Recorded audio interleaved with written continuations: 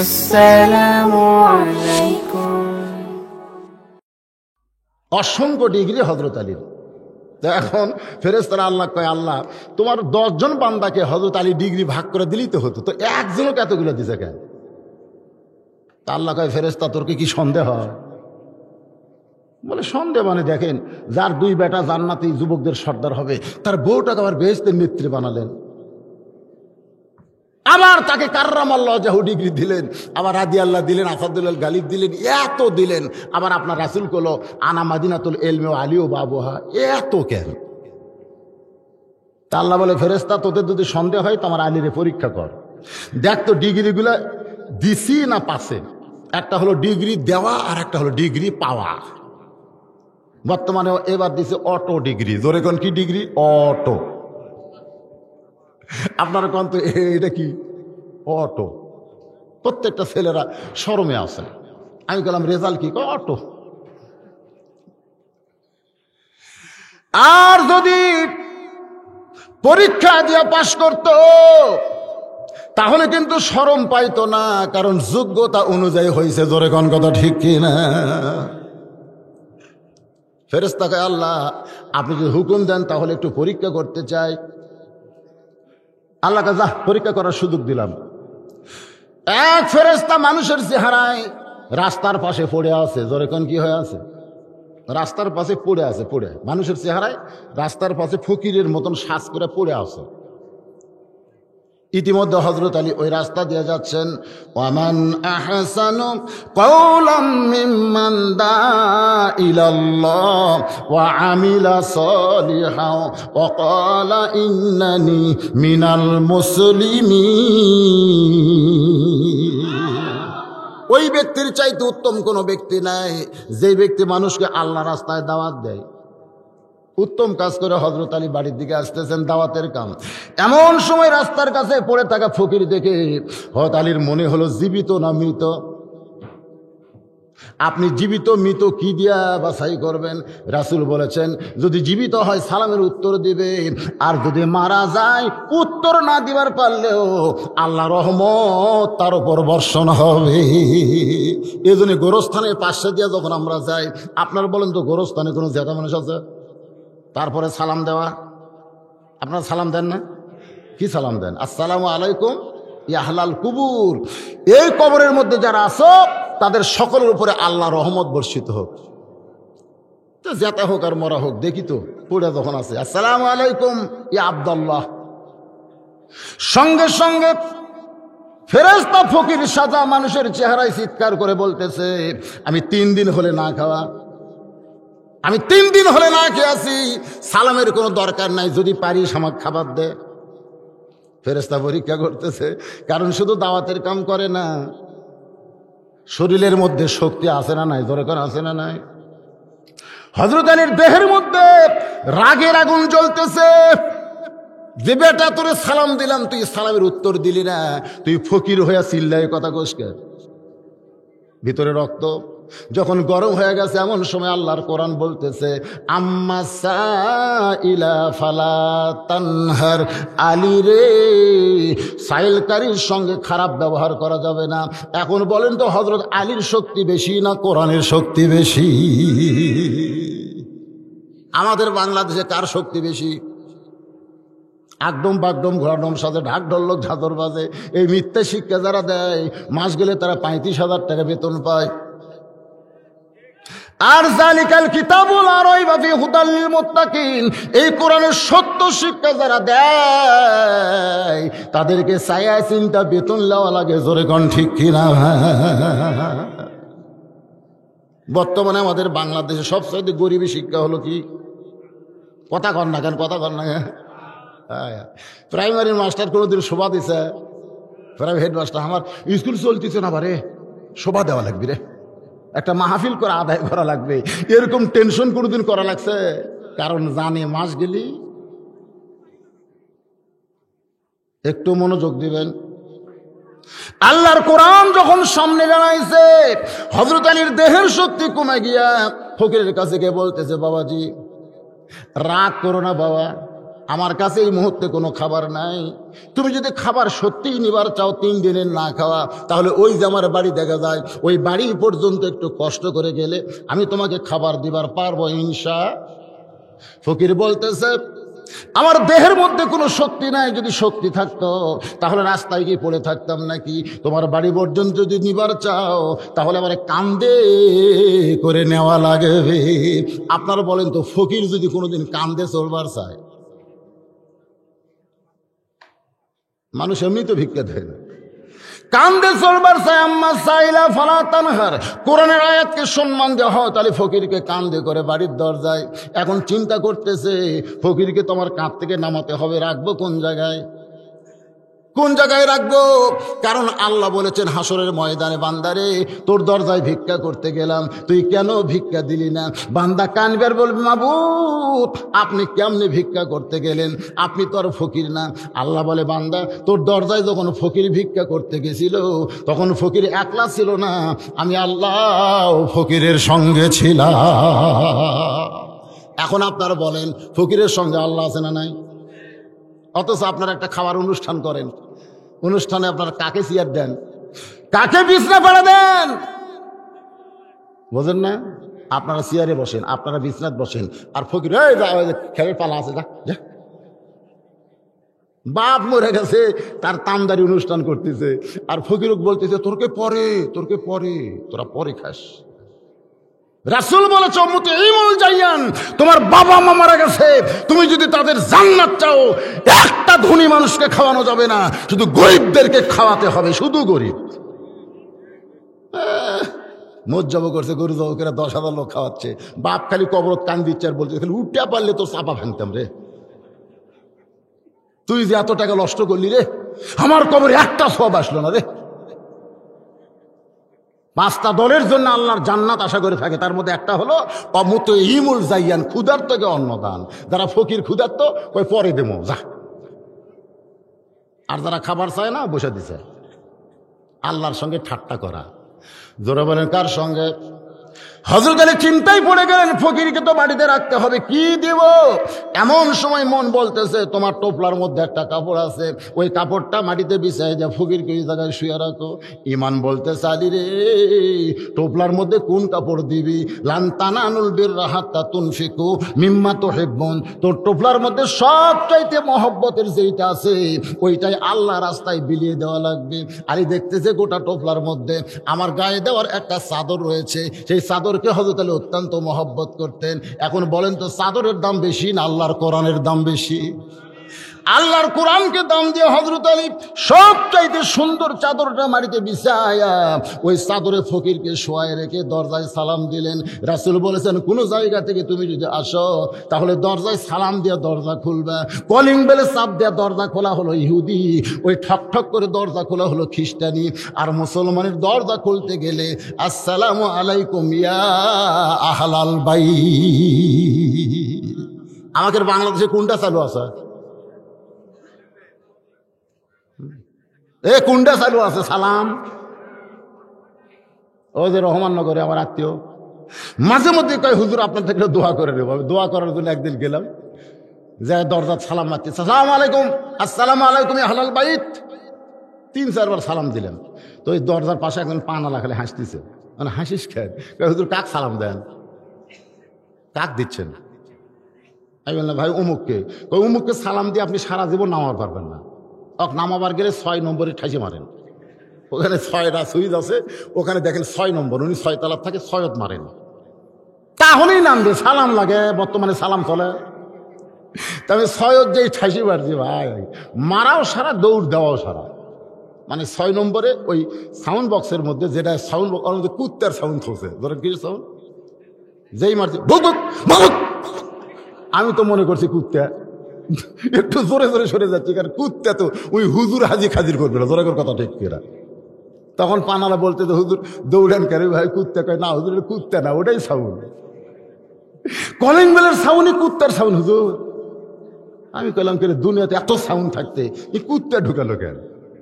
কিছুক্ষণ পরে এসে গেট খুলে বলতে, হুজুর কখন আছেন? আসেন, দোয়া করেন। আমি দোয়া পরে, আগে কুত্তা কেন? তো বলে, হুজুর ফকিরেরাও এখন কলিং বেলে চাপ দেয় হুজুর।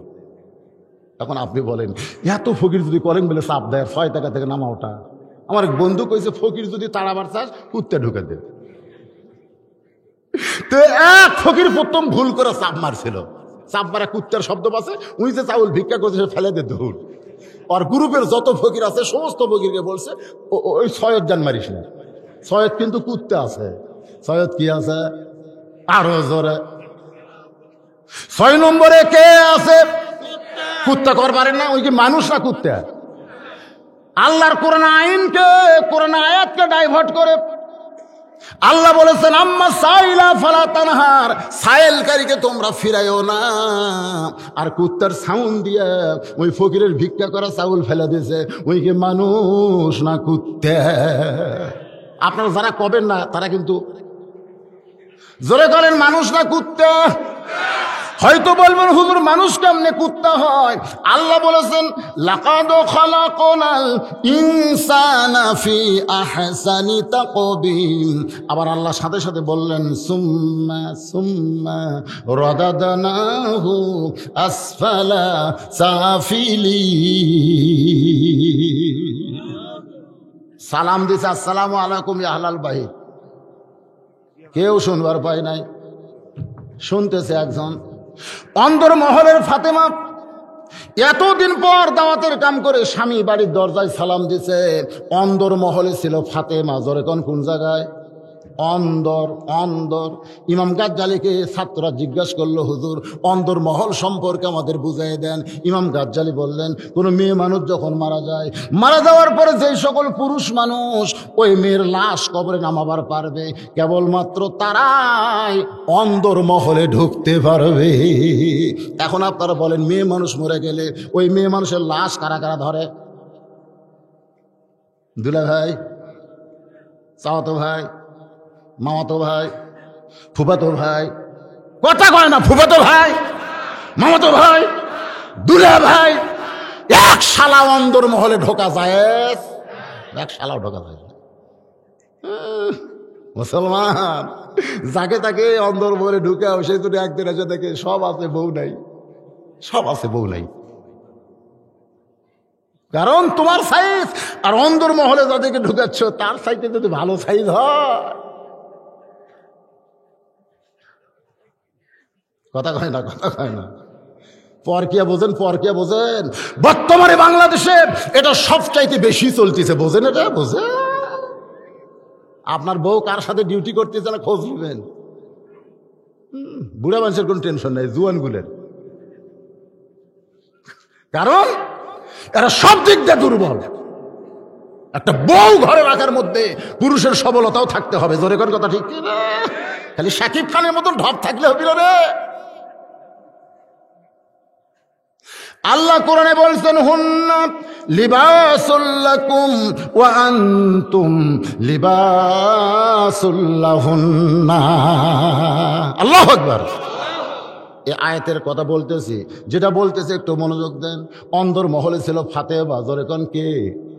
আল্লাহ রাসূল বলেছেন স্বামী যদি দরজার কাছে আসে আর কোনো বউ দৌড়ে এসে যদি স্বামীর জন্য দরজা খুলে দেয়, তোমরা শুনে নাও ওই বউটা কিন্তু স্বামীর জন্য দরজা খোলে নাই, ও নিজের জন্য জান্নাতের দরজা খুলে নিল। আজকে গরিব মানুষের বউ কিন্তু দরজা খোলে, কিন্তু ধনীদের বউ দরজা খোলে না। দরজাতে সে স্বামী যখন কলিং বেল দেয় তখন ধনীর বউ কয় মনে হয় সাহেব আছে, মনে হয় সাহেব আছে। কাজের বউ বলবি যা তো যা, দরজা খুলে দে, সাহেব আছে। কাজের মেয়েদের দরজা খুলে দিচ্ছে। স্বামী খুশি। কিছুক্ষণ পরে বলতেছে সাহেবকে খাবার দাও, টেবিলে খাবার লাগাও। কাজের বুয়া দেখা ওই খালি হাই রে, কাজের বুয়া খিলাচ্ছে। আর লাগবে স্যার, আর লাগবে স্যার। ম্যাডাম বসে আছে, ম্যাডাম বসে আছে। ও স্বামীর ধান্দা করে না, ওর অন্য ধান্দা আছে। জোরে কোন কথা, কথা কর না, কথা কর না। মাথায় চুলকানি, পায়ের পাতায় ঢোল কোম্পানি, ওয়াজ করার দিন শেষ। সমাজ নষ্ট হয়ে গেল, যুবকেরা নষ্ট হয়ে গেল, আমার বাবুরেরা নষ্ট হয়ে গেল। এই নষ্ট সমাজে যে কথা বলতে হবে সেটাই গভীর রাত্রে শোনা লাগবে। রাজি আছেন? তারিখ যখন পরিবর্তন হচ্ছে যে কোনো সময় মোনাজাত করবো, অসুবিধা কি? কিন্তু কথা কওয়া লাগবে বাবা। এই দেখছেন আমার মতন বুড়ার আমার সাহস কি? আল্লাহর বান্দার একটু মনোযোগ দেন।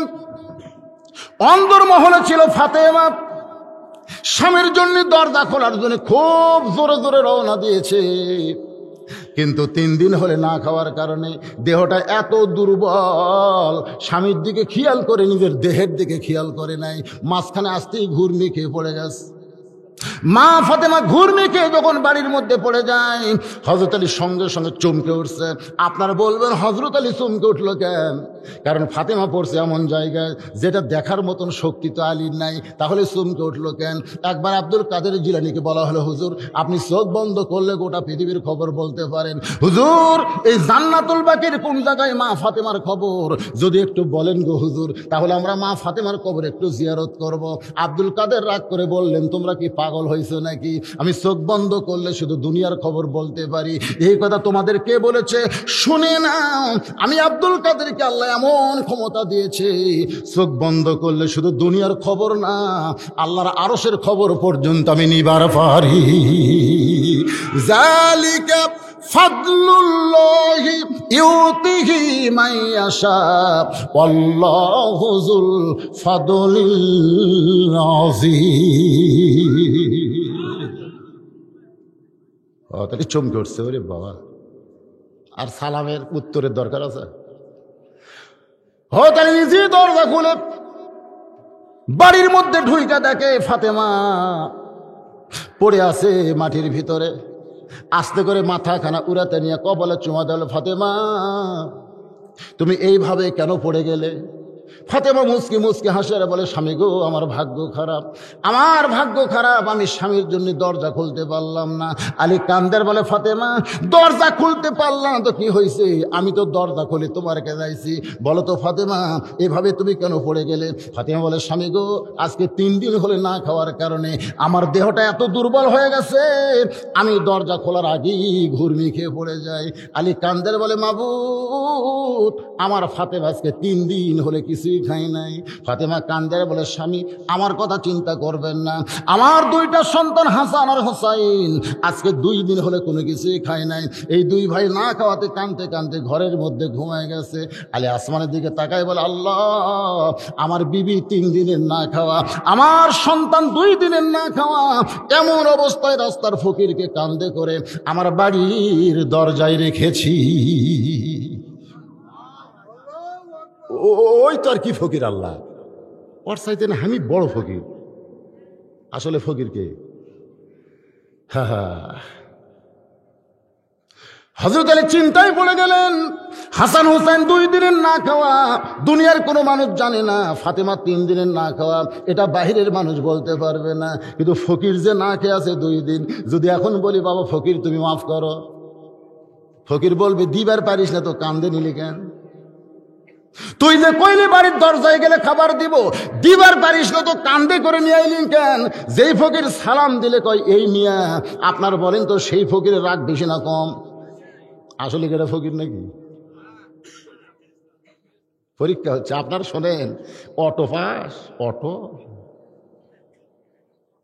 অটো পাস, এরা এই যে 71 সালে একবার পাস করছিল যুদ্ধের সময়, তাই হুজুর আমাকে সার্টিফিকেট আছে, কাজ দেয়নি হুজুর। এই এখন তারা অটো পাস করতেছে, অটো দেখলি খুব তো খুশি হচ্ছে, অটো পাস।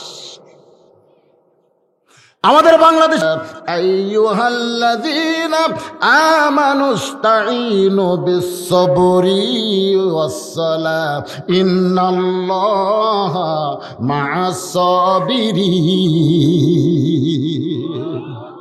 এখানে নামাজের কথা আছে না নাই?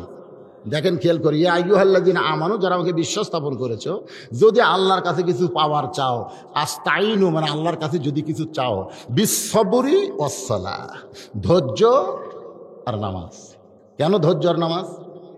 কেন ধৈর্য আর নামাজ? কারণ বাংলাদেশের সব জায়গায় আমাদের ধৈর্য আছে, খালি একটা জায়গাতে নাই, সেটা হলো নামাজ। 4:45 আসরের জামাত হয়, 4:45। উনি ভুল করে ঢুকছে 4:40। উনি কিন্তু 4:45 আগে কোনোদিন ঢোকে না, আকামত না দিলে উনি ঢোকেই না। যখন আকামত দেয় তখন উনি ঢোকে, ওটা অভ্যাস হয়ে গেছে। কিন্তু আজকে ঢুকছে কয় মিনিট আগে? 5 মিনিট আগে।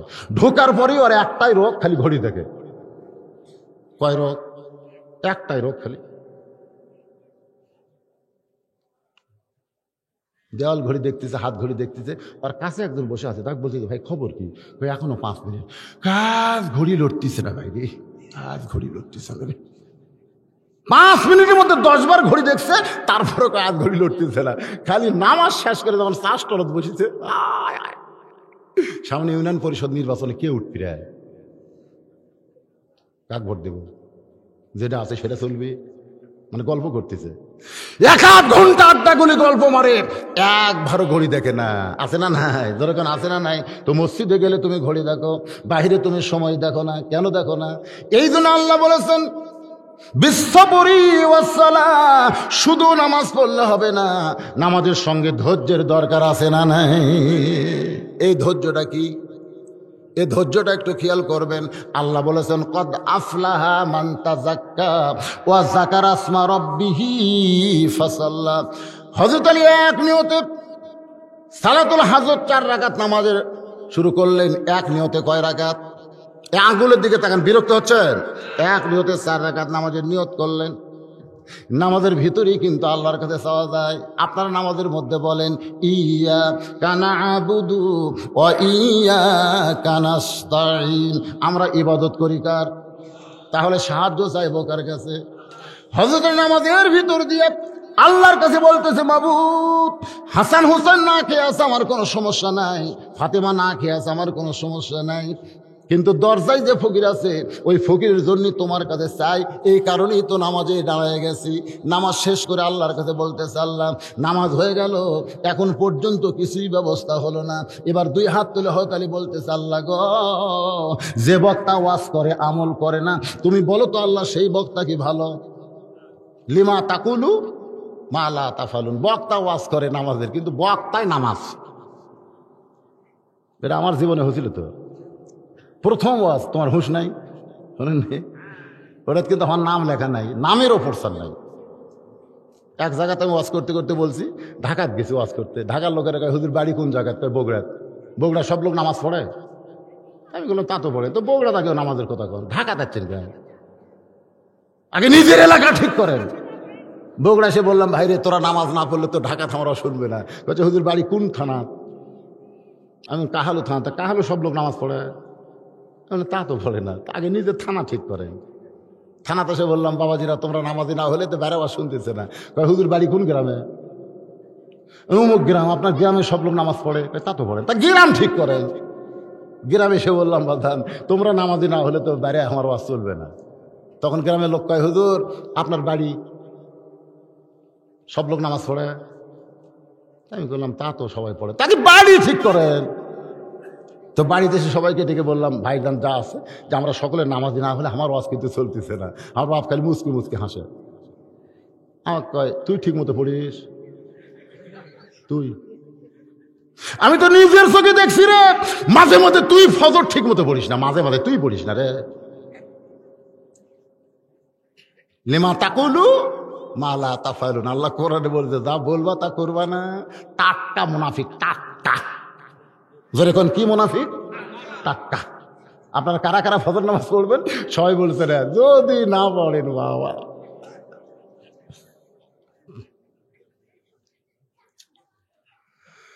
হতালি বলতেছে মাবুদ নামাজের মধ্যে কান্নাকাটি করলাম, কিছু ব্যবস্থা হয় নাই।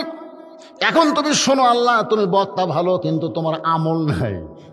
তোমার বক্তা ভালো, আমল তুমি বলছো ফকিরকে ফিরানো যাবে না। আমি তোমার কথা মতো ফকিরকে দরজায় নিয়ে আইছি। এখন আমি ফকির হইয়া তোমার কাছে কান্দি। তুমি যদি আমাকে ভিক্ষা না দাও তাহলে বুঝবো তুমি কথা কইছো ভালো কিন্তু তোমার আমল নেই। আল্লাহরে তুলছে বেকায়দায়। ধরে কোন কায়দায়? মাবুদ যদি ভিক্ষা না দাও তাহলে বুঝবো তোমার কথার সাথে তোমার মিল নাই। সঙ্গে সঙ্গে আমার আল্লাহ তাআলা সহ্য করতে না পেরে জান্নাতের খাবার থেকে এক টোপলা খাবার হযরত আলীর কাছে পৌঁছায়া দিছে। আপনারা বলেন তো ভাইজান, দুনিয়ার খাবার আর জান্নাতি খাবার, এই যে দুনিয়াতে আপনারা পোলা ভাগ করতেছেন, আশেপাশে কিন্তু পোলার সুগন্ধ আছে না নাই? কথা কোন আছে না নাই? আমি এই জন্য বলতেছি, খালি ওয়াজ শোনা না, শেষে কিন্তু খাওয়া আছে। এটা বোঝানোর জন্য অ্যাঙ্গেলে মার দিলেন। ধনীর বাড়িতে গোস্ত পাক হয়, মাছের পাক হয়, পাশের বাড়িটা হলো গরিবের বাড়ি, আর ধনীর বাড়িতে প্রত্যেক দিন গোস্ত, প্রত্যেক দিন মাছের পাক হয়। আপনারা বলেন তো, ওই গোস্তের সুগন্ধ গরিবের বাড়িতে যাইতে যায় না? ধনীর ছেলে কমলা খায়, সোঁচা ফেলে দেয়। রাস্তা থেকে গরিবের ছেলে কমলার সোঁচা খুলে নিয়ে বাবার সামনে দাঁড়ায় বলে, বাবা এইটা কি গো বাবা, এইটা একটু আমি খাবার চাই। সঙ্গে সঙ্গে বাবা সন্তানের গালে একটা চড় দিয়ে বলে, সারাদিন যা কামাই করি ঠিক মতো খাবারই পাই না, ভাতের চাল কেনার টাকা নাই, আপনি কমলা খাবি। মারছে চড়।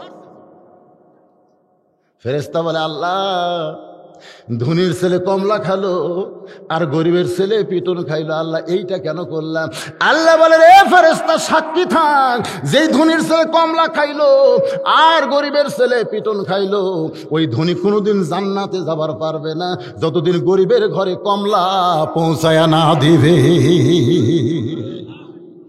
আপনি কি মনে করতেছেন আপনার বাড়িতে গোস্তর সুগন্ধ গরিবের বাড়ি যায়? যতই প্রাচীর লম্বা করেন তারপরে সুগন্ধ আটকাবার পারবেন না। এই জন্য আল্লাহ কোরআনের আইনে বলেছে,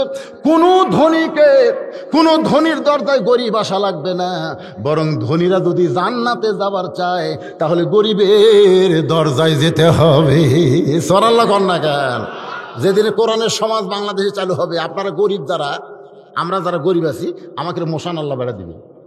তাই বাড়ির খালি দরজা খোলা বসে থাকবো, ধনীরা তোর বাড়ির যাবে। যাই গে ভাই, জান্নাতে যদি যাওয়ার চাই, আমার 100 টাকার মধ্যে 2.5 টাকা লে ভাই, যে ভাই লি আমার জান্নাতে যাওয়ার আছে।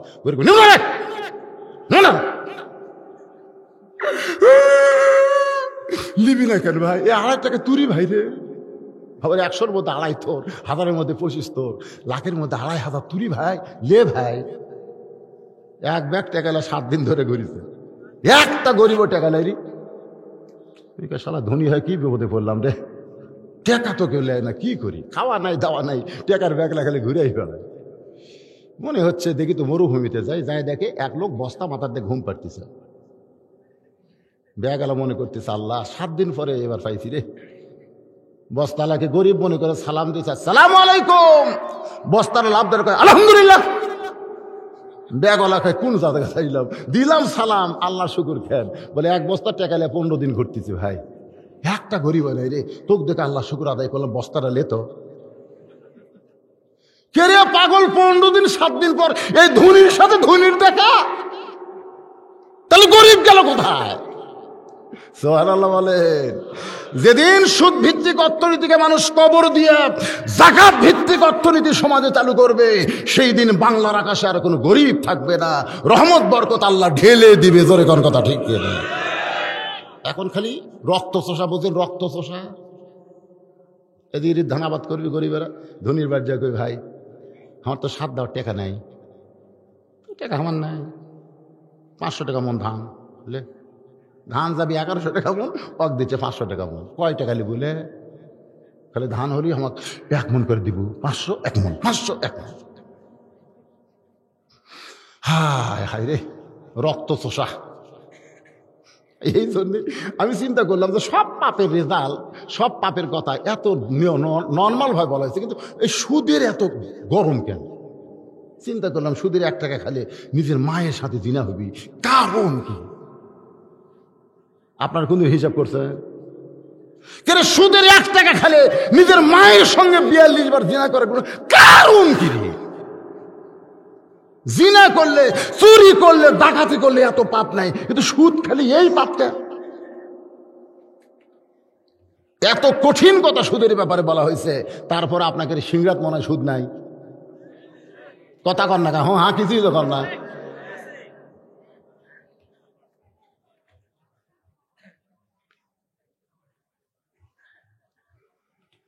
কে বাজান যারা দাঁড়িয়ে আছেন কষ্ট হয়? মাশাআল্লাহ, কষ্ট হয় না রে। একটু মনোযোগ দিয়ে শুনবেন। হযরত আলী জান্নাতের খাবার যখন হাতের মধ্যে পাইছে, ধনীর বাড়ির খাবার সুগন্ধ যদি গরিবের বাড়ির যায়, তাহলে জান্নাতের খাবারের সুগন্ধ আছে না নাই? দরজা ফাঁক করে হাসান হোসেন নাকের মধ্যে ঢুকেছে। জান্নাতের খাবারের সুগন্ধ হাসান হোসেন নাকে যখন ঢোকে, আপনারা বলেন তো রোজার মাসে কোনোদিন ঘুম ধরে? রোজার মাসে আসরের পরে ঘুমাবার চাবেন তো? ঘুম ধরবে না। রোজা থাকলে বিকেলবেলা ঘুম কেন ধরে না? কারণ ক্ষুধা আর তৃষ্ণা মানুষের ঘুম কমায় দেয়। ইমাম গাজ্জালী বলেছেন, তাহাজ্জুদের নামাজ যদি পড়তে চাও, রাতে তুমি ভাত আর পানি কম করে খাও, তোমার ঘুম থাকবে না, চেতন পাবে। ওই চেতনে আমার আল্লাহর মহব্বতের মধ্যে তুমি বিলীন হয়ে যাবে। কারণ 5 ওয়াক্ত নামাজ হলো ইবাদত, আর তাহাজ্জুদ হলো মহব্বত। এক জগ পানির মধ্যে এক মুষ্টি চিনি দিয়া ঘন্টন মারলে যেমন চিনির মধ্যে পানির মধ্যে চিনি বিলীন হয়ে যায়, যখন কোনো বান্দা তাহাজ্জুদে দাঁড়ায়, ওই বান্দা আল্লাহর মহব্বতে তেমন নিজের অস্তিত্ব বিলীন করে দেয়। এখন 2 ভাই 2 দিনের না খাওয়া, জান্নাতি খাবারের সুগন্ধ। হোসেন হাসানও ডাক দিতে, ভাই ভাই কি রে, খাবার আছে। দরজা করে তাকায় দেখে বাবার হাতে খাবার টোপলা। হোসাইন সামনে, হাসান সামনে, আর হোসাইন বাবার পায়ের কাছে গিয়ে বলতেছে, বাবা না হইলে তো খাবার পাওয়া যায় না। ও মা, এত কান্দা কান্দি খাবার দিবার পারলা না। বাবা না হইলে সন্তান কি কোনোদিন খাবার পায়? ক্ষুধার জ্বালায় পড়ে হোসেন বলতেছে, হাসান ভাই, আমার কাছে বাবার চাই মায়ের চাইতে বাবায় ভালো। কারোর ছোট বাচ্চা বোঝে না, যার কাছে খাবার পায় তাকেই ভালো কয়, কয় কি কয় না? বাবার কাছে চায় 1 টাকা, বাবা দেয় না। চাচার কাছে দেয় 5 টাকা। আপনার বলেন তো বাপের দরদ বেশি না চাচার দরদ বেশি? বাবা 1 টাকাই দেয় না, চাচা কেন 5 টাকা দেয়? কারণ ওর অভ্যাস হলো আইসক্রিম খাওয়া। 5 টাকা দিয়ে যদি 5টা খায়, আর সর্দি গরমি ধরবে, তখন কিন্তু চাচার টেনশন হবে না, টেনশন তার বাবার হবে। ধরে কোন কথা ঠিক কি না? এই জন্য সকলে একটু আমার সঙ্গে বলবেন, বাবার মতন আপন বন্ধু নাই রে দুনিয়ায়। মিথ্যা কথা না সত্য কথা? তাহলে সবাই বলেন, বাবার মতন আপন বন্ধু নাই রে দুনিয়ায়। নিজে না খাইয়া বাবা, নিজে না খাইয়া বাবা সন্তানকে খাওয়ায়। বাবার মতন আপন বন্ধু নাই রে দুনিয়ায়। আজকে সেই বাবার খবর কি? শ্বশুরের সামনে আমার বউ, পরের বউ আমি কি ওয়াজ করব? আমার বউয়ের কথা কই, 5-7 প্রকারের তরকারি। শ্বশুর খাবার চায় না, বউ কয় আর 1 টুকরা খান আব্বা, বাবা আর 1 টুকরা খান। রাগ করে, তোর বাড়ি তার আসবো না রে, যতদিন আসি তুই খাইয়ে খাই মারবো। আমি কইলাম, আল্লাহ আমাকে একটা বউ দিছে রে, খাবার চায় না জোর করে খেলে। কিন্তু দেখলাম আমার বাপ দূর থেকে তাকায় দেখি বিস্কুট খায়। আমি কইলাম, করি বিস্কুট খায়, দাঁত খিলাল করে, কারণ কি? আমি আস্তে আস্তে বাবার কাছে আসলাম। বাবা কয়, কে বাবা, তুই ভালো বিস্কুট কিনিস না? হ্যাঁ, তুই যতদিন বিস্কুট কিনিস, কারণ সেতারে বিস্কুট রে দাঁতের সাথে লাগা যায়, এটা বিস্কুট খাওয়া যায়? আমি আসলে তোর বউ 1 থালি করে দেয়, কিন্তু আমার তো খাওয়া কঠিন বাবা। আমি চিন্তা করলাম, করে শ্বশুরের 5-7 তরকারি খায়, আর আমার বাপ এই বিস্কুট খায়। কি মনে করতেছেন? দেখ তাকান, কি মাল নিয়ে সংসার করতেছেন? নিজের বাবার দিকে খেয়াল নাই, শ্বশুর দিকে খেয়াল করেন। অনেক সন্তান আছে, শাশুড়ি যখন কাছে আসে তখন শাশুড়িকে বলতেছে, আম্মা আমি তো সিংড়া বাজারে যাচ্ছি, আপনি ডাব খাবেন না গ্লুকোজ খাবেন? কি খাবেন আম্মা? তো বউ বলতেছে, আমার মাও দুটাই খায়, গ্লুকোজ খায় ডাবও খায়। ব্যাগলে বলতেছে, আজকে আম্মার জন্য 2টাই আনবো। এই কথা বলে যেই বার হচ্ছে তাকে দরজাত মা খাড়া হয়ে আছে। মায়ের সামনে দিয়ে ছেলে যাচ্ছে, কিন্তু মা দরদি বারবার ছেলের মুখের দিকে তাকায়, ছেলে মায়ের মুখের দিকে তাকায় না। মা বলে, পাগল, আমি কতক্ষণ হলে দাঁড়িয়ে আছি, তোর চেহারা দেখে আমার কলিজা শান্তি পায়। তুই কেন আমার দিকে তাকাস না? আমার গত সপ্তাহে 10 টাকার পান কিনছিস বাবা, আমার কিন্তু আর পান নাই, কিছু লাগবে না রে, খালি 10টা টাকার পান চাই। ছেলে বলতেছে, এই জন্যই তাকাই না, খালি খাই খাই, খালি খাই খাই। নিজের মা খাবার চাইলে খাই খাই, আর শাশুড়িকে ডাব গ্লুকোজ খাওয়ায়। এরা কোনদিন সন্তান হতে পারে না, এরা হিজড়া না হয় পাটা। জোরে কোন কথা ঠিক কি না?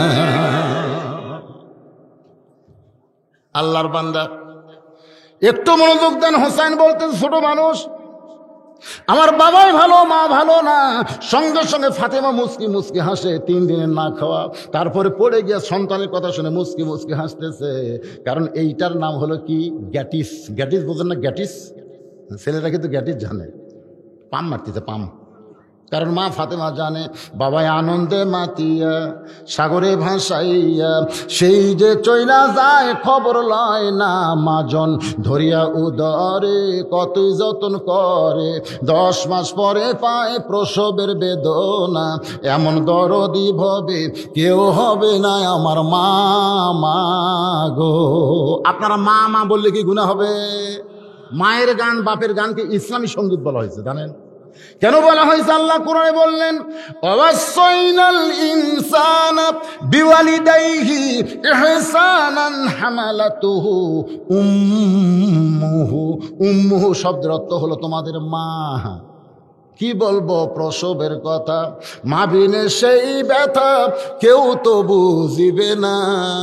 মাজন ঠেকিয়া সন্তানের দায়, ওয়াকালে মা মারা যায়, কেন সে মায়ের ভক্তি করবা না? এমন দরদি ভবে কেউ হবে না আমার মা গো। হযরত আলী হাসানের মুখের দিকে তাকায়, 2 দিনের না খাওয়া। হোসেনের মুখের দিকে তাকাই, 2 দিনের না খাওয়া। হাতের মধ্যে খাবার টোপলা আছে, সন্তানগুলো 2 দিনের না খাওয়া। মন বলতেছে, টোপলা খুলে দে, খুলে দে, খুলে দে। এমন সময় ইমান বলতেছে, ইন্নামা আমওয়ালুকুম ওয়া আওলাদুকুম ফিতনা। আলী রে, সম্পদ আর সন্তান হলো বিপদের কারণ। সন্তানের মুখের দিকে তাকায়া ওই দরজার ফকিরকে ভুলে যাস না। আপনারা বলেন তো, হযরত আলীর কাছে সন্তানের দাম বেশি না কোরআনের দাম বেশি? আপনাদের কাছে কার দাম? এটা ঠিক বলেন না। আপনাদের কাছে সন্তানের দাম বেশি না কোরআনের? কারা কারা সন্তানের চাইতে কোরআনকে বেশি ভালোবাসেন? আল্লাহকে একটু হাত দেখান তো, দেখি দেখি দেখি দেখি। লিল্লাহে তাকবীর। আচ্ছা আচ্ছা, ঠিক আছে, হাত এখন নামান। আচ্ছা, মনে করেন আপনাকে এই কালীনগর কি প্রাইমারি আছে? হ্যাঁ, আচ্ছা, এই কালীনগর কি হাফেজি মাদ্রাসা আছে? তাহলে আপনার ছেলে যখন 6 বছর বয়স হলো, তখন আপনার মন কি বলে? আমার 6 বছরের বাচ্চাকে, আমার 6 বছরের মাসুম বাচ্চা, 6 বছরের সন্তানের কোনো পাপ নাই। 10 বছর পরে যখন পাপ হয়, কয় বছর? কথা কর না কেন? 10 10 10। আল্লাহ রাসূল কি বলছে?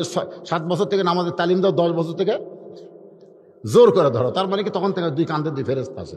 তা আপনার ছেলেকে আপনি কুটি নিয়ে যাবেন, কালীনগর হাফেজি মাদ্রাসা দিয়ে যাবেন না প্রাইমারি দিয়ে যাবেন? না এখন আপনারা বললেন কোরআনের দাম বেশি, তা কোন জায়গা দিয়ে যাবেন? কথা কন।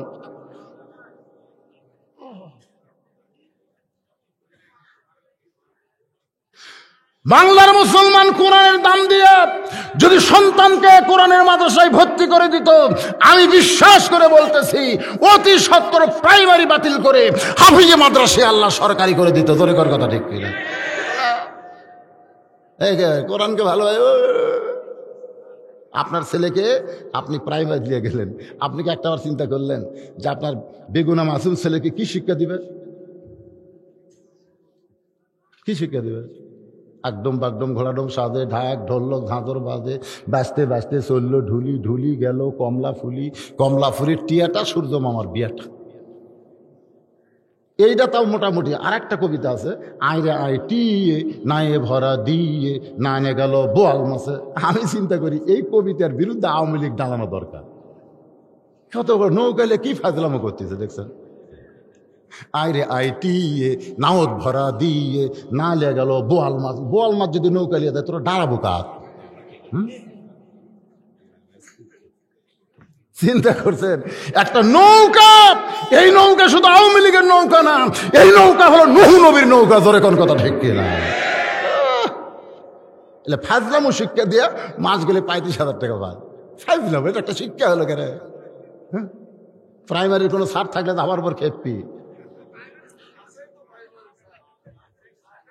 লাভ নাই তো, খেপা লাভ নাই। কথা কি ঠিক? কথা ঠিক? এবারে চাচা ওটা বসা করেন কে বা? বসেন বাবা বসেন। কোরআনের ইজ্জতে বরকতে যত বেদিবারাম আছে সব আল্লাহ ভালো করে দিবে। সুবহানাল্লাহ কোন? আল্লাহ পারে কি পারে না? এ কথা আমার না আল্লাহর। অনুনাজ্জিলু মিনাল কুরআনি মা হুয়া শিফাউ ওয়া রাহমাতুল লিল মুমিনিন। আল্লাহ এই কোরআনকে নাজিল করেছে মুমিনদের যাবতীয় রোগের ঔষধ হিসাবে, শেফা হিসাবে। এই কোরআনের মাহফিলে যারা বসে আছেন ভাইজান, তাহাজ্জুদের রক্ত শুরু হয়ে গেছে, কারণ রাত 1টা পার হলে রক্তটা কি? তাহাজ্জুদের রক্ত। একটু মনোযোগ দিয়ে কথাগুলো শুনবেন। তাহলে এখন চিন্তা করতেছে যে আমার সন্তান 2 দিনের না খাওয়া, আর দরজাত বসে আছে কে? জোরে কোন? আল্লাহর কোরআন বলতেছে ইন্নামা আমওয়ালুকুম আওলাদুকুম ফিতনা। রে সম্পদ আর সন্তান হলো বিপদের কারণ। সন্তানের মুখের দিকে তাকায়া দরজার ফকিরকে ভুলে যাস না। আল্লাহর কোরআনকে দাম দিয়ে হযরত আলী সন্তানের দিকে না তাকায় দরজার দিকে যখন যাবার চায়, এমন সময় ছোট্ট বাচ্চা হোসাইন দেখতেছে আমাদেরকে বাদ দিয়া খাবার বাবার হাতে, তারপরে কোথায় যাবে? 2টা পা জাপটে ধরে বলে বাবা 2 দিন হলে না খেয়ে আসি বাবা, এরপরেও কেন খাবার দেন না? আলী সন্তানের মুখের দিকে না তাকায় দরজার দিকে যখন যাবার চায়, আর যাইতে গেলে সন্তান যদি 2টা পা চাইপা ধরে তখন কি করবে? মন চায় না, তারপরেও সন্তানকে হ্যাঁচকা টান দিয়া এভাবে যখন মাটিতে রাখছে আসার মারার মতন হয়েছে। হোসাইন চিৎকার দিয়ে বলে বাবা 2 দিন হলে না খেয়ে আসি, তারপরে খাবার টোপলা হাতে থাকার পরে খাবার দিলে না, আমাকে মারলে বাবা, আমাকে ফেলে দিয়েছো বাবা, তুমি কি আমারে চিনো? যেই বলছে তুমি কি আমারে চিনো, সঙ্গে সঙ্গে আসাদুল্লাহিল গালিব, যিনি কামুজ দুর্গের দরজা হ্যাঁচকা টান মারে, যেই দরজা খুলতে 70 জন লাগাইতে 70 জন, সেই আসাদুল্লাহিল গালিবের গোটা দেহ থর থর করে কাঁপতেছে। কেন? হোসাইন এমন একটা কথা বলেছো বাবা, তুমি আমাকে মারছো বাবা, তুমি আমাকে ফেলে দিয়েছো বাবা, তুমি কি আমারে চিনো? চিনো? হতালি কাঁপে কেন? কাঁপে কেন? আল্লাহ রাসূল বললেন সাহাবীরা জীবনে বহু ওয়াজ শুনলা, আজকে একটা ওয়াজ শুনবে? সাহাবীরা বললেন হুজুর আপনার মুখের ওয়াজ সবসময় শুনবো, কারণ আপনি যে কথাগুলো বলেন এগুলা আপনি বলেন না, আল্লাহ বলায়। মা ইয়ানতিকু আনিল হাওয়া ইন হুয়া ইল্লা ওয়াহয়ুন ইউহা। রাসূল বললেন তাহলে শোনো, এই যে আমার কোলের মধ্যে যে হোসাইন বসে আছে, এক তোমরা চিনো? সাহাবীরা কয় কি হুজুর, এক চিনবো না কেন? এই তো আলী ফাতেমার সন্তান, ছোট নাতি আপনার। আল্লাহ রাসূল বলেন আমিও তাই জানতাম, আমিও তাই জানতাম, কিন্তু আজকে নিজের চোখে তো আমি চিনে গেলাম। সাহাবীরা বলে হুজুর কি বলবেন? রাসূল বললেন তাহলে শোনো, ফেরেশতা জিবরাইল লৌহে মাহফুজ থেকে কোরআনের আয়াত নিয়ে আমি নবীর কাছে আসলো। জিবরাইলের ধরন হলো আল্লাহর হুকুমে নবীর কাছে, আর নবীর হুকুমে আল্লাহর কাছে। জিবরাইল যখন আসে তখন কার হুকুমে, আর যখন যায় তখন কিন্তু আল্লাহর হুকুমে না।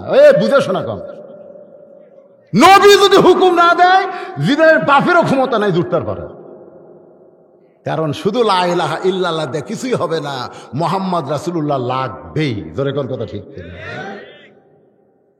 350 বছর লা ইলাহা ইল্লাল্লাহ কয়ে আদম নবী কানছে, তওবা কবুল হয়নি, তওবা কবুল হয় নাই। মুহাম্মদ রাসূলুল্লাহকে ওসিলা ধরছে, সাথে সাথে তওবা কবুল। সুবহানাল্লাহ কবেন না? নবী যাবার কয় না, ফেরেশতা জিবরাইল দাহিয়াতুল কালবি সাহাবীর চেহারায় নবীর পাশে বসে আছে বরকতের আশায়। দাহিয়াতুল কালবি সাহাবীর চেহারায় নবীর পাশে বসে আছে। এমন সময় হোসাইন বাহির থেকে ভিতরে ঢুকে বলতেছে, নানু ভাই তুমি যতই ডাকো আজকে তোমার কাছে আমি যাব না। নবী 2 হাত বাড়ায় বললেন, কেন ভাই আমার দোষটা কি? বলে মায়ের কাছে খাবার চাইছে, মা বলে খাবার নাই। আমি তখন বলেছি আমার নানার কাছে যাব। মা চোখের পানি বের করে বলে, হোসাইন তুই জানিস না তোর নানা ক্ষুধার পেটে বসে আছে। না না, তোমার কাছে গিয়ে আমার কি লাভ হবে? এক দৌড়ে গিয়ে ফেরেশতা জিবরাইলকে দাহিয়াতুল কালবি বিশ্বাস করে কোলের মধ্যে বসে দাড়ির মধ্যে একটু হাত ঢুকায় বলে, নানার সাহাবী, মাঝে মধ্যে তুমি নানার কাছে আসো, কি যেন গুদুর গুদুর করে কও।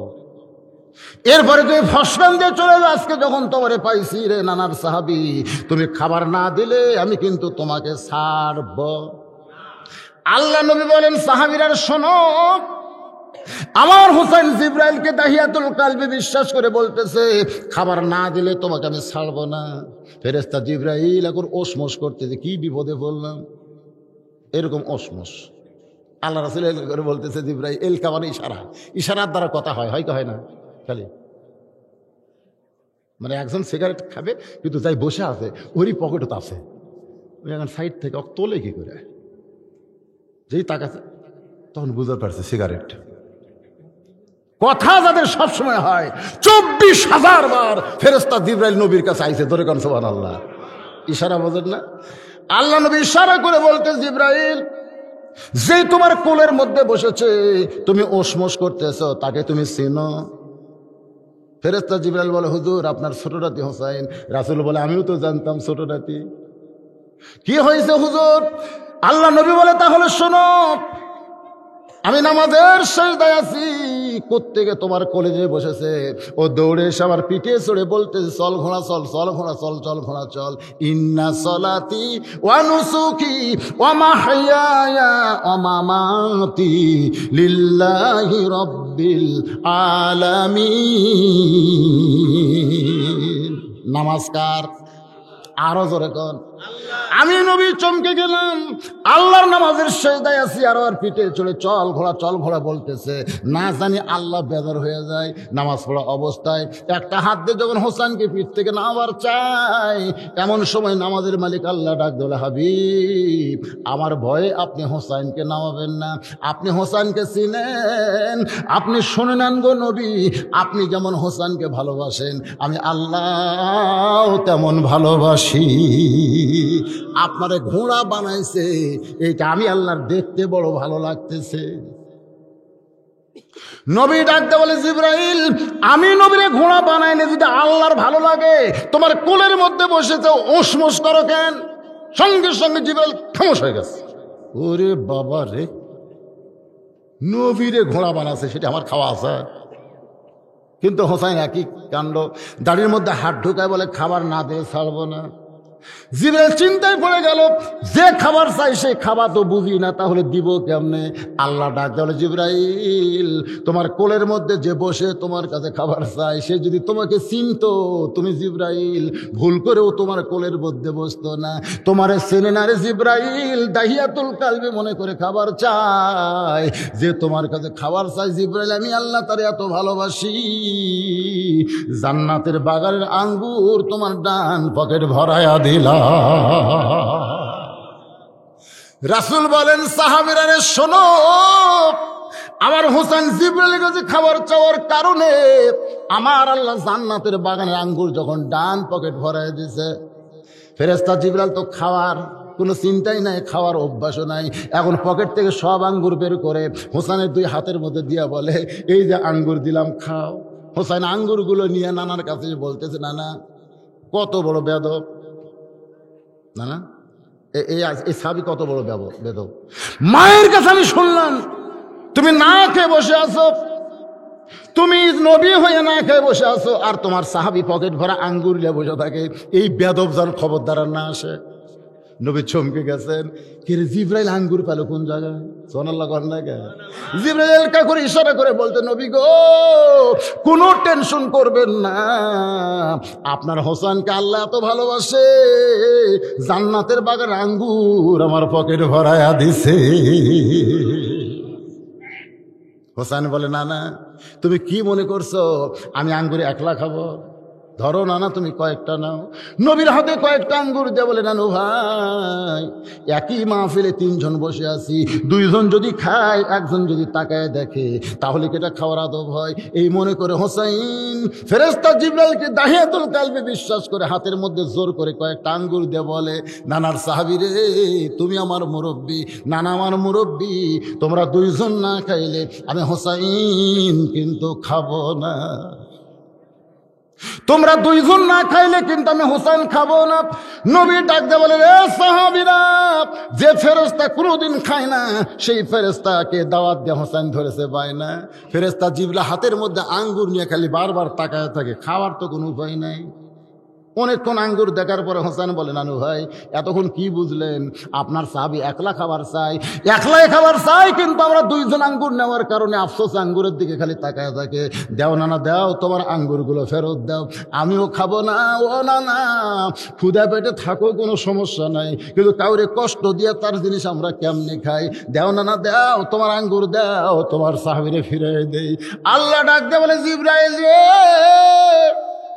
রে জিবরাইল, আমি আল্লাহ হোসেনকে এত ভালোবাসি, হোসেনের নানাকে এত ভালোবাসি, এই দুইজন মানুষের কারণে তোর হাতে যে আঙ্গুর দিয়েছে হোসাইন না চেনার কারণে আমি আল্লাহ তাআলা হারুত মারুতকে ফেরেশতা থেকে মানুষ বানায় দুনিয়াতে কত অকাম বদকাম করছে। তুই তো কোনো অকাম বদকাম না, ওই হাতের আঙ্গুর খাওয়ার পাওয়ার আমি আল্লাহ তোরে দিয়া দিলাম। লিল্লাহি তাকবীর। আল্লাহ নবী বলেন, সাহাবীরা রে শোনো, যেই হোসাইন ফেরেশতা জিবরাইলকে আঙ্গুর খাওয়ায়, যেই হোসাইন আল্লাহর জান্নাতের আঙ্গুর জিবরাইলের মাধ্যমে পায়, যে হোসাইন আমি নানাকেও জান্নাতের আঙ্গুর খাওয়াইছে, এখন বলো সেই হোসাইনকে তোমরা চিনো? যেই বলেছে হোসেন আমাকে মারলেন বাবা, ফেলে দিলেন বাবা, আমার আপনি চিনেন? চিনেন মানে রাগ করছে, বোঝেন না? ক্ষুদিয়া পেটে বাপ খাবার টোপলা হাতত লিয়া থাকে, খাবার দেয় না, ভিতরের মারিফত তোর জানে না। কি কন, রাগ আছে না নাই? আরে আমার এই যে বুড়া বয়স এক বেটি হয়ে যা রাগ ভাই, মানে প্রথম দুটাতে হলো বিয়ে শাদী দিলাম, তো সবাই কয় হুজুরের খালি বেটি আছে রে, বেটা হয় না। 17 বছর পরে আবার একটা চান্স নিলেন, আল্লাহ আবার একটা দিল, সেটাও মেয়ে। এই যে দুষ্ট আর জেদি, বুঝলেন? ওয়াজ করে হয়তো বলছে আমাকে যেটা আনতে হবে, আমি যাদিকে বগুড়া খুঁজে ওটা নাই। একদিন বলতে চাপবো আসার সময় বিরিয়ানি আনবে, এখন রাত 2টার সময় বিরিয়ানি করি পাই, বিরিয়ানি পাইনি, বাড়িতে গেছি, ওরে বাবা ব্যাগ লিয়ে দেয়, জুতে লিয়ে দেয়, পুকুরও দিবি ভাব। আল্লাহ কইলাম, আল্লাহ এটা কি হলো? এইটা যে বয়সে দরকার ছিল সেই বয়সে দিলে না। হাসতেছেন? হয় না, এরকম হয় না? যদি হয় না কথা কর না কেন? আমাকে চিনো? তুমি আমারই মারছো বাবা, ফেলে দিয়েছো বাবা, তুমি কি আমারে চিনো? হতালির 2টা হাত থরথর করে কাঁপতেছে, টোফলা দিয়ে 2 হাত থরথর করে কাঁপে। মনে পড়ে যায় সাহাবীদের নিয়ে নবী ওয়াজ করতেছে, আমি যেরকম আপনাদের ওয়াজ শোনাইতেছি। আমার ওয়াজ আপনাদের বিশ্বাস হয় নাও হয়, কিন্তু নবী যখন ওয়াজ করে, এ ওয়াজ কিন্তু নবী করে না, আমার আল্লাহ নবীরে করা। প্রত্যেকটা সাহাবী পাগলের মতন শুনতেছে, কিন্তু হোসেন করতে দৌড়েছে, বলে নানু ভাই সারাদিন খালি সাহাবী নিয়ে, আমার খবর কি? না না, খালি সাহাবী নিয়ে আমার খবর কি? এমন সময় আবু বকর সামনে বসা হুযায়ফাকে ইশারা করলেন, হুযায়ফা এখন যদি হোসাইন নবীর কাছে আসে, নবী কিন্তু আর থাকবে না, নবী আমার নানা হইয়া যাবে। নবীকে যদি নানা বানাবার না চাও, তাহলে হোসাইনকে আটকাও, কারণ নবী যদি একবার নানা হইয়া যায়, তাহলে দামি কথা থেকে আমরা বঞ্চিত হয়ে যাব। সুবহানাল্লাহ। 1 নম্বর সাহাবী হুযায়ফাকে ইশারা করে, হুযায়ফা এক দৌড়ে গিয়ে হোসেনকে আটকে দিয়ে বলতেছে, ও বাবু এখন তুমি নবীর কাছে যাও না, তুমি নানা নানা বলে নবীর কাছে যদি যাও, আমরা নবী পাবো না, তোমার নানা হয়ে যাবে, তখন দামি কথা থেকে আমরা বঞ্চিত হয়ে যাব। এমন সময় হোসাইন সাহাবীর দিকে তাকায় বলে, রে সাহাবীরা, আমার নানারে চিনো বলে নানার ওয়াজ তোমাদের ভালো লাগে, কিন্তু আমি হোসাইনকে চিনো না, যার কারণে নানার কাছে আমাকে যাইতে দাও না। আজকে শুনে নাও, তোমাদের বক্তা নবীর চাইতে আমি হোসাইন কোনো অংশে ছোট না। যেই কইছে কোন অংশে ছোট না, আমার নবীর সঙ্গে কারো তুলনা চলবে? এজরকম চলবে নাকি? আল্লাহ বলেছেন ওরা ফায়না লেখা জিকরাক, আমি আল্লাহর পর এই পৃথিবীতে সবচাইতে দামি যিনি, তিনি হলেন আমাদের নবী। আল্লাহ রাসূল বলেছেন আনা মাদিনাতুল ইলমি ওয়া আলী বাবুহা, সবচাইতে জ্ঞানী মানুষ হচ্ছে হযরত আলী। দৌড়ে গিয়ে হোসেনকে হুযায়ফার কোল থেকে কাড়িয়ে নিয়ে মুখে একটা ঠাসি মারছে, এই পুচকা, এই মুখে যা আসে তাই খোঁজ করে, এত জোরে ঠাসি মারছে, নিচের দাঁত দিয়ে উপরে লব কাইটা রক্ত বের হয়ে গেছে। কিছুক্ষণ পরে তখন হাতটা টান দেয়, এমন সময় হোসেন বলতে রে নানার সাহাবীরা, একজন সাহাবীর কোল থেকে বলেছি ওই নানার চাইতে কোন অংশে ছোট না, এখন বাবার কোল থেকে বলি ওই নানার চাইতে হোসাইন অনেক বড়। যেই কইছে বড়, সাহাবীদের মধ্যে একজন গরম আছে না নাই? রাস্তাতে গেলে শয়তান 40 দিন যায় না। সেই ওমর রাগ করে বলতেছে, রে আলী, তোমার সন্তানকে তুমি সামলা, নানার ইসলামকে পরিবর্তন করে যারা নতুন ধর্ম বানাবার চায়, এই জীবন রাইকা কি হবে? নানার ইসলামের জন্য, নানার ইসলামকে বিজয় করার জন্য ওই কারবালার প্রান্তরে হোসাইন জীবন দিয়েছে। সুবহানাল্লাহ হবেন না? নবী হোসেনের মুখের দিকে তাকায়, রক্ত মাখা মুখ, দাঁত দিয়ে লব কেটে গেছে। রাসূল কপালে চুমা দিয়ে বলে, নানু ভাই, তুমি আমার চাইতে বড়, আমার চাইতে তুমি বড়, এই কথা তুমি যদি ঘরের মধ্যে বলো ভাই আমি কিছুই মনে করতাম না, যদি এতগুলা সাহাবীর সামনে বলছো, বিশেষ করে ওমর যে খেয়ে ফেলছে, এই কথাটা তুমি কেমনে বললা হোসাইন? সঙ্গে সঙ্গে হোসেন চিল্লায় বলে, না না, তুমি মনে করতেছো আমি এমনি এমনি কইছি, আমি এমনি এমনি বলি না, না না, তোমার নাতি ছোট হতে পারে কিন্তু হিসাব ছাড়া কথা কোনোদিন বলে না। ওমর ফারুক বলে, হোসাইন তুমি ছোট মানুষ, তোমার হিসাব কি? হোসেন বলে, না না, তোমার আর আমার মধ্যে কথা হয়, এই মাথা মারে কে? আল্লাহ রাসূল বলেন, এজলেস ওমর, এজলেস, বসো বসো, হিসাবটা একটু শোনা দরকার। রে হোসেন, কিসের হিসাব? হোসেন বলতেছে, না না, আমার 1 নম্বর হিসাব হলো তোমার বাবা আর আমার বাবা। বলো তো নানা, বলো এই দুইজনের মধ্যে কার বাবা বড়? হিসাব যখন চাইছো, নানা একটু হিসাব করে বলো তো এই দুইজনের মধ্যে কার বাবা বড়? রাসূল কান্দের বলে, সাহাবীরা রে, আমার বাবা আর হোসেনের বাবা, এই দুই বাবার মধ্যে যে হিসাব করা লাগবে আমি নবীও কোনোদিন চিন্তা করি নাই। আজকে যখন হিসাব চাইছে তাহলে তো আমাকে বলতে হবে, ও হোসাইন, আমার বাবা আব্দুল্লাহ জান্নাত পাবে কি পাবে না, এই কথা আমি নবী গ্যারান্টি দিয়ে বলতে পারবো না। আর তোমার বাবা আলী শুধু জান্নাত পাবে না, এই 10 জনকে আল্লাহ জান্নাতের সার্টিফিকেট দিয়েছে, তার মধ্যে 4 নম্বর তোমার বাবা আছে। ও হোসাইন, শুনে নাও, আমার বাবা আব্দুল্লাহর চাইতে তোমার বাবা হোসাইন কোটি কোটি গুণ বড়। আমার বাবা আব্দুল্লাহর চাইতে তোমার বাবা হযরত আলী আল্লাহর কাছে কোটি কোটি গুণ বড়। হোসেন বলে, না না, আমার 2 নম্বর হিসাব হলো তোমার মা আর আমার মা। বলো তো না, বলো তো এই দুইজনের মধ্যে কার মা বড়? সঙ্গে সঙ্গে নবীর চোখ দিয়ে পানি বের হয়ে একেবারে গাল ভিজে যায়। সাহাবীরা রে, আমার মা আমিনা জান্নাত পাবে কি পাবে না সেই গ্যারান্টি আমি নবী কোনোদিন আল্লাহর কাছে পাইলাম না। কিন্তু তোমরা শুনে নাও, হোসেনের মা শুধু জান্নাত পাবে না, জান্নাতি নারীদের নেত্রী হবে। আমার মা আমিনার চাইতে হোসেনের মা ফাতেমা আল্লাহর কাছে কোটি কোটি গুণ বড়। হোসেন বলে, না না, আমার 3 নম্বর হিসাব হলো তোমার নানা আর আমার এই নানা। সুবহানাল্লাহ, তোমার নানা।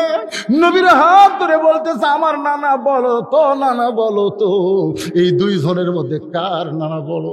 রাসূল বলেছে, এজলেস ইয়া ওমর, ওমর বসো। ওমর আর বসে থাকতে পারে না, এক দৌড়ে এসে হোসেনকে বুকের মধ্যে নিয়ে রক্তমাখা মুখের দিকে তাকায় বলে, আলী রে, আমি ওমর মূর্খ বলে না হয় ভুল করেছি, কিন্তু এই মুখে কেন ঠাসি বললে আলী? এই মুখ তো দুনিয়ার সাধারণ কোনো মুখ না হোসাইন। তোমার নানার নানা ওয়াহাব জুহরিকে দুনিয়ার কেউ চিনে না, কেউ চিনে না।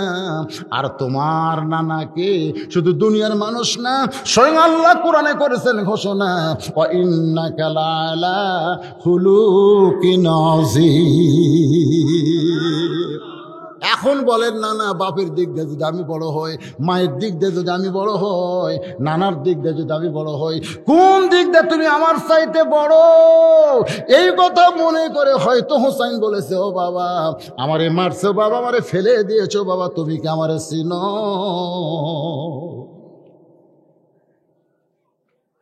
কি করবে?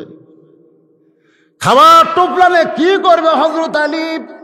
চিন্তায় পড়ে গেলেন। এমন সময় আল্লাহর কোরআন বলতেছে, ইন্নামা আমওয়ালুকুম ওয়া আওলাদুকুম ফিতনা।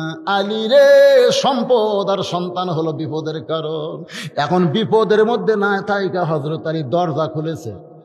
যেই মাত্র দরজা খুলেছে, সঙ্গে সঙ্গে একটু খেয়াল করবেন, মনোযোগ দিয়ে শুনবেন ভাইজান। তাকায় দেখে হযরত আলী ফকির দাঁড়িয়ে আছে। ফকির দাঁড়িয়ে আছে, মুস্কি মুস্কি হাসতেছে। আলী বলে, এ ফকির, 2 দিন হলে না খাওয়া, শরীর চলে না, রাস্তায় পড়েছিলি, তোরে কান্দে করে নিয়ে আসলাম বাড়ির দরজায়, আমার চাদর পাড়ায় দিয়ে তোরে শুয়ে দিলাম, তুই না উঠতে পারিস না, নড়তে পারিস না, তুই দাঁড়াইছিস কেন? সঙ্গে সঙ্গে ফকির বলতেছে, ওয়ালাইকুম আসসালাম। কে রে, সালাম দিছি কখন? সালাম দিলাম কখন? তখন কয়, এই মিয়া, 2 দিন হলে না খাওয়া, যদি পারো খাবার দাও। দিলাম কখন? আরে এখন। চিন্তা করে দেখেন, যখন আলী সালাম দিছে তখন কে গরম? ফকির গরম। আর যখন হযরত আলী গরম, তখন ফকির কি কয়? ওয়ালাইকুম আসসালাম। এটা আমাকের মাথা খেলবে না, কিন্তু হয়তো আলী বুঝবার পারছে আসলে কি। আসলে কি? যে কোরআনের মাহফিল আপনারা আছেন, 1 নম্বর হলো নামাজ, 2 নম্বর কুরবানি, 3 নম্বর বেঁচে থাকা, 4 নম্বর মরে যাওয়া, সবই হবে কার জন্যে? আরো জোরে বলে।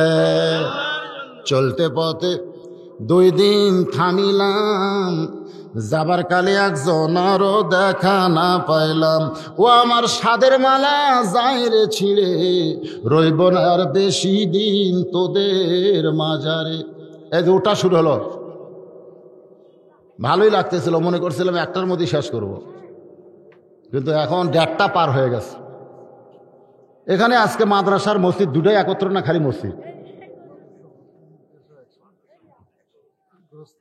3টা মিলে। তো চেয়ারম্যান সাহেব খালি মসজিদকে ইন্ডিকেট করলো, তো এই জন্যই। তাহলে মাদ্রাসা, মসজিদ, গোরস্থান। তো গোরস্থানের মধ্যে তো আপনাদের বাপ মা আছে না নাই? এখানে গোরস্থান, এই যে কালীনগর, আলীনগরের গোরস্থানে কাদের বাপ মা, দাদা দাদি কবরে আছে, তার একটা হাত তোলেন। যার কে আছে হাত তোলেন। মানে এই গোরস্থানের আহাল যারা, তার একটা হাত তোলেন না কেন ভাইরে? মরে গেলে আপনিও যাবেন, এরকম নিয়ত যার কাছে, একটা হাত তোলেন। এই গোরস্থান, যে গোরস্থান, আচ্ছা ঠিক আছে, হাত নামান, বোঝা গেল। এই গোরস্থানের বাহিরের গোরস্থানে যারা আছেন, তারা হাত তোলেন তো দেখি। আচ্ছা, হাত নামান। এখন ব্যাপারটা হলো,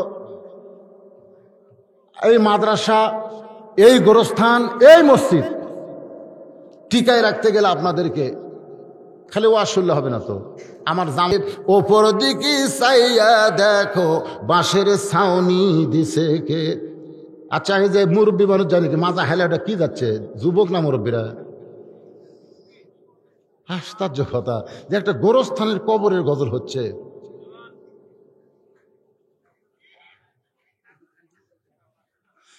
সেই মাদ্রাসা, গোরস্থান, মসজিদের জন্য উন্নয়ন করবে মাহফিল। যাদের বাপ মা কবরে গেছে, মায়ের জন্য 1000, বাবার জন্য 1000, নগদ কিংবা বাকি। এমন কোন আল্লাহর বান্দা আছে বাপ মাকে ভালোবাসে, বাপ মার জন্য 2,000 টাকা দান করবেন, আমি দোয়া করে দেব আপনার দান আর বাপ মার কবর যেন হয়ে যায় জান্নাতান। এমন কোন সন্তান বাপ দরদি, মা দরদি আছে? 2,000 টাকা কিন্তু বেশি না। আপনি দিয়ে দেখেন, আপনি মরে গেলে আপনার সন্তানও দিবে। আর আপনি